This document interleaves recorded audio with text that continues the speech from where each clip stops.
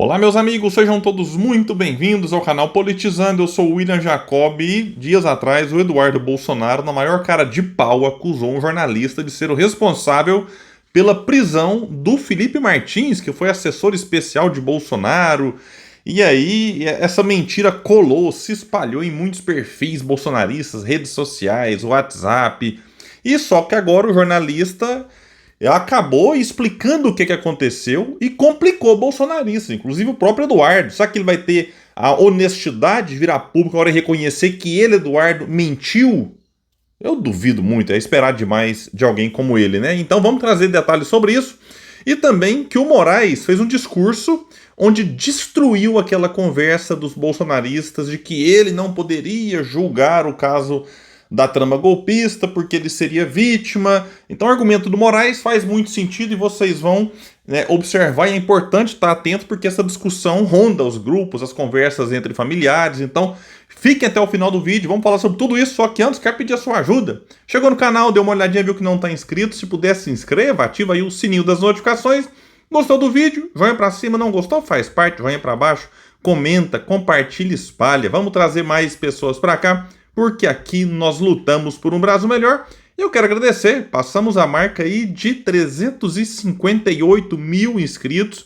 Muito obrigado a todos vocês que aqui estão, a gente está crescendo bastante aí nesta semana, aí, praticamente 1.000 inscritos novos todos os dias, o que nos deixa muito feliz e muito agradecidos mesmo. Gente, vamos falar aqui que já tem um tempo, né, nem dias, semanas, mas alguns meses, o bolsonarismo vem atacando o jornalista Guilherme Amado, acusado por eles de ser o responsável pela prisão do Felipe Martins, ex-assessor especial de Bolsonaro. É uma mentira, e o Guilherme Amado veio a público esclarecer a história. Diz uma matéria, então, que a prisão de Felipe Martins, ex-assessor especial de Bolsonaro, que aconteceu em fevereiro de 2024, gerou uma onda de desinformação sobre os motivos que o levaram à cadeia. O bolsonarismo inventou e propagou nas redes sociais em larga escala a mentira segundo a qual a prisão dele foi decretada por Moraes com base em uma notícia publicada pela coluna do Guilherme Amado em 4 de outubro de 2023. Na ocasião, a coluna informou que Felipe Martins havia entrado nos Estados Unidos, em Orlando, em 30 de dezembro de 2022. E depois disso, seu paradeiro era desconhecido até por aliados. A informação era baseada num sistema oficial do governo americano e público. Após Martins mostrar provas que indicam que ele não teria viajado, a coluna corrigiu a informação para deixar claro que a entrada havia sido registrada, mas que não seria possível afirmar com base apenas nisso que ele havia de fato entrado. Uma situação estranha.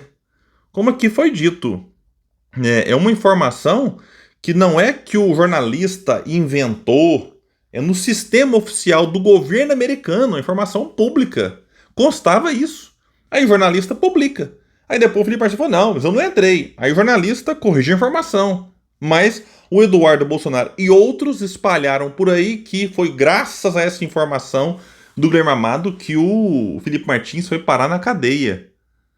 E lembrando que nessa mesma data desse registro aqui, foi quando o Bolsonaro chegou ao país fugindo daqui para não passar a faixa presidencial e também, depois foi até revelado, a própria Zambelli disse que Bolsonaro estava com medo de ir para a cadeia, da prisão e tal. Então, realmente uma situação aqui delicada. E vai lembrar, inclusive, aqui que a desinformação que relaciona a reportagem da coluna à prisão de Martins foi difundida por Eduardo Bolsonaro, que a propagou nas redes bolsonaristas, e pelo jornalista Glenn Greenwald, que trabalha para a Folha de São Paulo. Mesmo avisado pelo titular desta coluna, Glenn Greenwald não fez as devidas correções em suas publicações no jornal e no X. À Folha, Glenn afirmou que teria informação de que a prisão havia sido motivada pela reportagem, mas não apresentou provas disso. Os 3 órgãos confirmaram oficialmente que não se basearam na reportagem da coluna. A informação de que Felipe Martins teve a entrada registrada nos Estados Unidos de dezembro está correta. Então, tá aí. É uma questão que me parece, como disse, uma bagunça mesmo. E muito provavelmente será esclarecida no julgamento. De toda forma, é impressionante a mania que esse pessoal tem de atacar jornalistas que estão simplesmente fazendo o seu trabalho. E olha que eu não sou aqui defensor de todos os jornalistas, não. Eu sou muito crítico. Principalmente a postura canalha de alguns que estão aí nas redes sociais e também Globo News e tudo mais, defendendo medidas econômicas contra o povo, e não é de hoje.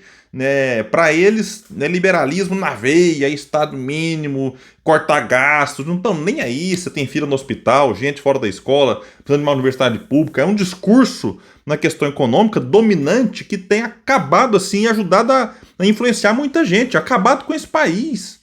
Então não sou aqui defensor de jornalista, não, mas nesse caso, o que o Guilherme Amado fez foi publicar uma informação que estava lá, né, segundo consta aqui, né, pelo site aqui do governo americano. Então, esse é o ponto. E por falar em Felipe Martins, ele e mais alguns viraram réus aí no núcleo 2, né? Primeiro foi o núcleo 1, com Bolsonaro, Braga Neto, Naro Helena, Anderson Torres e outros. Agora vem o núcleo 2, que também foi lá agora considerado réu. E além do Felipe Martins, tem lá Marcelo Câmara, também ex-assessor de Bolsonaro, Silvinei Vasquez, ex-diretor da Polícia Rodoviária Federal, o general Mário Fernandes e os ex-diretores do Ministério da Justiça, Marília de Alencar e Fernando de Souza Oliveira, ligados ao então ministro Anderson Torres, que já fez parte lá virou réu na turma 1, digamos assim, né? Segundo a PGR, o grupo teria atuado para dar sustentação a uma tentativa de permanência ilegítima de Bolsonaro na presidência da República após as eleições de 2022. As investigações apontam o envolvimento dos réus na elaboração de uma minuta de decreto de estado de defesa que buscava embasar juridicamente a contestação do resultado eleitoral, além de ações para monitorar autoridades como o ministro Alexandre de Moraes e restringir o deslocamento de eleitores, especialmente no Nordeste, por meio de operações da PRF no segundo turno das eleições. Eles são acusados aqui de vários crimes e a soma das penas pode ultrapassar 30 anos de prisão. A denúncia foi analisada pela primeira turma da corte, composta por Moraes, Flávio Dino, Zanin, Carmen Lúcia e Luiz Fux, e não teve divergência nenhuma. Foi uma decisão unânime, 5-0, para tornar esses 5, ou 6 aqui, melhor dizendo, réus lá no STF, e agora, né, vão aí ficar, né, junto com os demais lá que já foram considerados réus antes. Bom, e o Moraes, nessa votação, bateu firme naquela conversa mole de que ele e outros ministros não poderiam julgar o caso da trama golpista. Matéria do UOL vai dizer, então, que Moraes afirmou que os ataques no dia 8 de janeiro de 2023 ocorreram contra os 3 poderes e não contra ele, como pessoa física, o que não impossibilita que o ministro julgue os acusados. Abre aspas para o Moraes. É sempre bom repetir que investigado não escolhe o juiz. Então, vamos ver o que mais que ele disse. Seria muito fácil para todos os investigados, a partir do momento em que o inquérito ou ação penal está sob a presidência de um determinado juiz ou um determinado ministro relator, passar a ameaçar esse relator ou esse juiz para retirá-lo do processo. O ministro ressaltou ainda que continuam insistindo no ponto de que ele seria relator, juiz e vítima. Vocês cansaram de Malafaia falando isso aí. E disse, é importante deixar muito claro que a denúncia aqui não se refere a tentativa de homicídio. Obviamente que, se houvesse uma denúncia por tentativa de homicídio contra um magistrado do STF, esses fatos seriam apartados e a denúncia seria distribuída para outro ministro do STF. Falou então. Moraes citou lei para justificar que não é possível levantar suspeitas para impedir a participação dele no julgamento. Há um artigo expresso no Código de Processos Penais que diz que o réu, o investigado ou o indiciado não pode criar fatos supervenientes para provocar a suspeição ou provocar impedimento que ameaça magistrado. Bom, isso aqui eu tinha até pensado um dia, dentro desse argumento aqui de que o Moraes agora não pode julgar porque ele foi ameaçado e não sei mais o quê. Olha, se isso aqui virar moda, já pensou? A pessoa está tá tendo uma investigação e tal, uma denúncia teve lá, e aí falar quem que é o ministro, ou o juiz que está ali como relator, ou presidindo e tudo mais, falar, não, é o fulano. Então já sei, vamos ameaçar o fulano, porque a gente vai falar assim, opa, o fulano foi ameaçado, então se ele foi ameaçado, ele agora se torna parte e não pode mais julgar ou relatar. Então seria uma coisa assim, viraria moda, né? Viraria moda. E dependendo do juiz, falar, não, esse aqui eu acho que a chance dele me inocentar vai ser boa, então esse aqui eu não vou ameaçar não, esse aqui eu gosto dele. Mas se eu não gosto, vou ameaçar para que ele se declare impedido de julgar. ou de relatar. Então, pessoal, simplesmente é um argumento que colou em muita gente. Eu mesmo confesso para vocês que no passado cheguei a pensar, não, realmente, aí o Moraes ele aqui é vítima. E ele, como vítima, não poderia julgar esses que estão sendo aqui acusados. Só que essa explicação aqui é interessante, realmente. Então, faz sentido.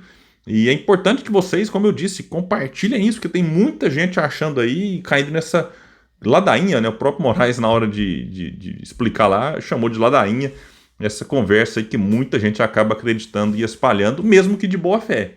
A gente não pode achar que todo mundo que acredita nisso aqui é bolsonarista, é fascista. Não, a pessoa pode ter de boa fé acreditado, caído na conversa. Por isso que a informação é importante nesse sentido. Bom, pessoal, fico por aqui. Quem puder, espalhe e compartilhe o vídeo. Vamos trazer mais pessoas para cá, porque aqui nós lutamos por um Brasil melhor. Valeu, gente. Até mais.